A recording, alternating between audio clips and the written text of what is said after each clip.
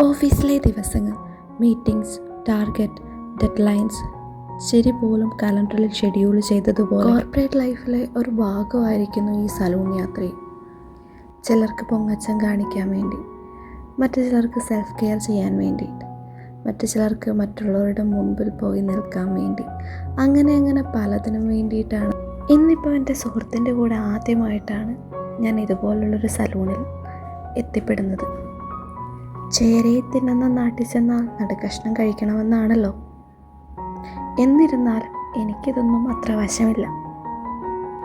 അവരുപയോഗിക്കുന്ന ഓരോ പ്രോപ്പർട്ടീസും എനിക്കൊരു പുതിയ കാഴ്ച തന്നെയായിരുന്നു. വളരെ മനോഹരമായ രീതിയിൽ അവരെന്നെ അണിയിച്ചൊരുക്കി, എൻ്റെ മുഖത്തെ ടാൻ റിമൂവ് ചെയ്തു, എൻ്റെ ഹെയർ വൃത്തിയാക്കി തന്നു. എല്ലാത്തിനും ഒരുപാട് നന്ദിയുണ്ട്. നന്ദി മാത്രം പോരല്ലോ,